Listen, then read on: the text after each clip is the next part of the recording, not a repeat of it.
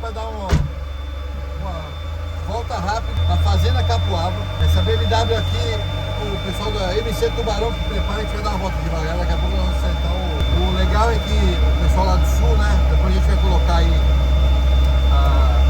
quem é o pessoal da MC Tubarão, eles fazem já as provas de endurance e corrida de verdade, então não é que trouxeram um carro de rua. Esse aqui é o carro da escolinha que eles fazem no Velopark, aquela minha pista favorita que vocês sabem.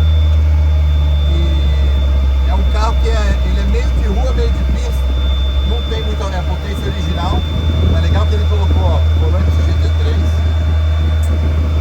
a suspensão, o freio, tudo é feito, mas o motor em si vocês vão ver. Você vai abrir a volta, não é um carro de motor rápido, o que faz de curva, vocês não têm ideia. No motor aqui. A pista aqui é do Sidão, parecido com o Diniz. Andei muito aqui. Balancear o pneu. Sidão era um apaixonado por carro. Cara, ele vinha pra cá no fim de semana, tá treinando aqui. Agora a gente vai, vamos abrir a volta? Bora!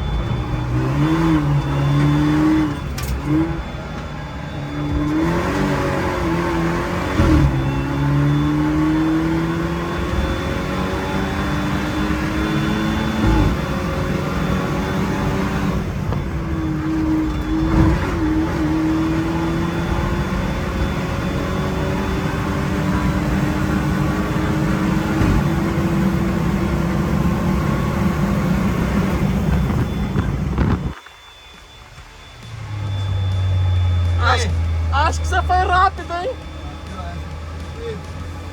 Não foi a minha melhor volta completa, mas eu acho que foi a mais rápida, certeza. Valeu, galera!